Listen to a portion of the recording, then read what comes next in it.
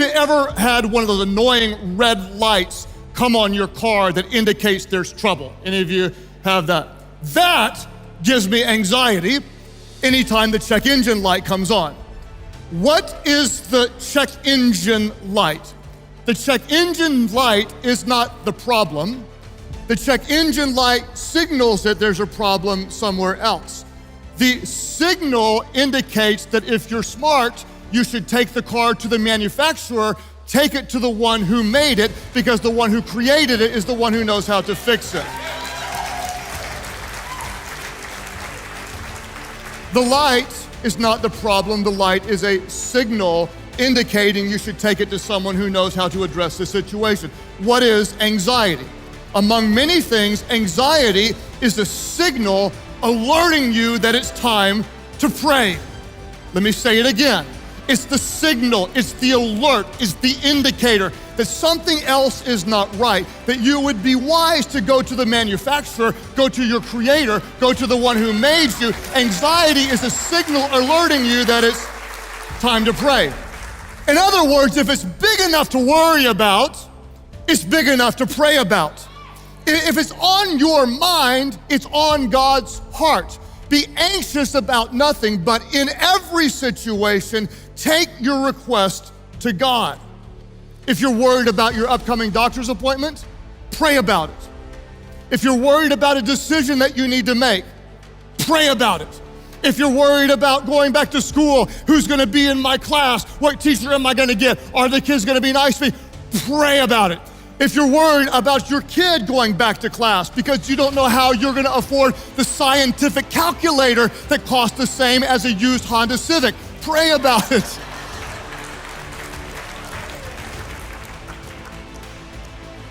If it's on your mind, it's on God's heart.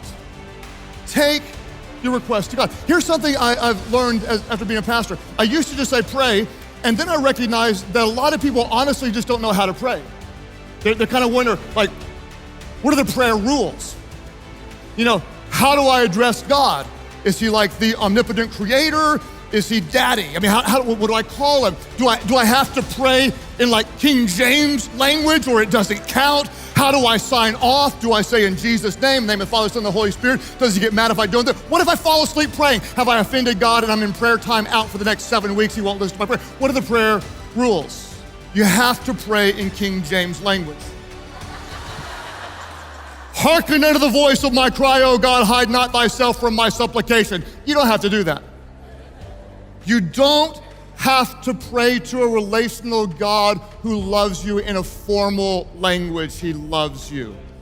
It can be intimidating, honestly. I don't know if any of you have ever been around like prayer ninjas, people with like the spiritual gift of prayer. Like they pray and God goes like, dude, that was good. Wow, hey, yeah, yours, that sucks. That was a good prayer. You know, I mean, they quote scripture, like, and they know where it is in the Bible, stuff like, and they can find the book in the Bible, like, God, you said in Isaiah 54:17, no weapon formed against me will prosper. You're like, whoa, that's good. I remember when I was a brand new Christian trying to do that. There was just one guy, he was like so powerful and eloquent, and so I was trying I was like, God, you're so good. Yes, you're so good. You're good to the last drop, God. You're like a good neighbor. You'll always be there. Now, I didn't know how to do it, but with everything in me, I was trying, like, here's a good prayer, God. How do you pray? Listen to what Scripture says, and I want to give you a little insight to what Paul said. He said this, he said, pray about everything. God cares about it. He said, present your requests to God. I don't love that translation. There's different ways. This text is written in Greek, and so scholars determine here's the best way I think it should be translated. That's why there's different versions of the Bible, there's different translations. In my opinion, that's a little bit more formal than what the text is saying. What the text really is saying is this: how do you pray? The text is saying, let your needs be known. That's what it's saying. It's present your request to God. It's let your needs be known. How do we do that? It's very simple. You get ready for it. Let your needs be No. You talk to God in your way. In other words, it doesn't have to be in my way. It doesn't have to be in Prayer Ninja's way. It's just in your way. Peter was the one who was in a boat with all the other disciples and had the audacity to believe that he could get out of the boat and walk toward Jesus on water, which he did.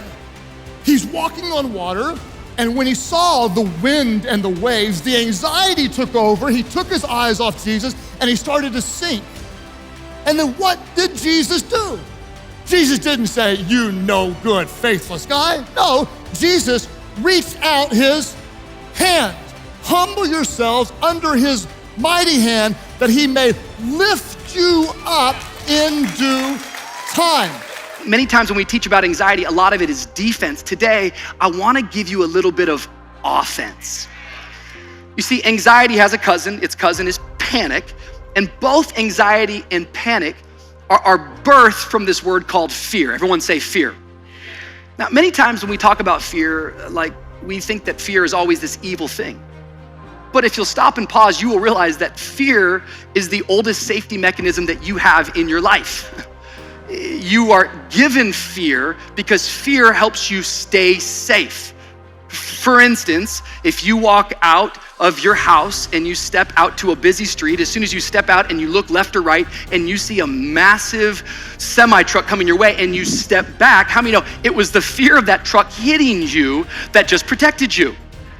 And the way that God works is he makes it really, really simple for us to learn. He just gives us really three basic things that occur constantly. And the things are, number one is an environmental cue. And then number two, it's a behavior. And then number three, there's a result. So in this little basic example that I gave you, the environmental cue is that you walk out and it's a busy street. So you sense that, and then the behavior is you step out and you look left, you look right, and you see a big truck coming your way. And then all of a sudden when you back away, the behavior is the result. Well, how many know you get across the street safely? And it was the fear that protected you. What's fascinating is that scientists and research has shown us that as humanity has grown and as we've come out of our primitive ways, because how many know there was a day that every day of your life you were just trying to figure out what you had to kill to eat and how you were going to survive the night with lodging. Thank God, today there's people watching this by way of internet, and I'm not saying you don't have problems, but a lot of our problems are what we call first world problems. Most of us aren't looking for an animal to kill in order to eat that night. We've grown and we've developed and we've matured, and as we've grown and as we've developed, so has our bodies. And scientists talk about this thing called the prefrontal cortex. I just want to give you a little bit of background because this is important. The prefrontal cortex is a part of your brain that's developed that is really about creativity and planning. And what's really special about this part of the brain is that the prefrontal cortex, maybe I'll just say PFC to make it simple. The PFC is given to you because the PFC acts as a predictor. It helps you interpret data that you've experienced and then predict a future, predict how things are going to take place. This is why now when you get out of your house and all of a sudden you've had an experience with the car passing by, now you can begin to interpret, all right, they're gonna stop at the red light, and then when the crosswalk says I can walk, I can safely walk across. I've had some experience with it. I can predict the future. Here's where anxiety comes in. Anxiety comes in when your prefrontal cortex no longer has enough information to predict the future. This is why during COVID-19, we saw so much anxiety rise all over the place. Because like I said it last week, whether your drug of poison is CNN or Fox News, both are serving you information and there's an unpredictable future. Therefore, we become more and more anxious. The reason why I say this is because how many of you know that as you go through life, there's gonna constantly be scenarios and events and circumstances where you will not have enough information. This is why science and medicine and research can't solve all of our problems. This is why we actually have to come to God in faith, because faith begins where understanding ends. Therefore, we need God's help in order to overcome that which we do not have data for. Am I preaching to anybody today? This is why when we come to God, what does the scripture say? This is what Paul writes to young Timothy, 2 Timothy chapter 1, verse 7. This is beautiful. For God has not given us a spirit of fear, but of power and of love and of a sound mind.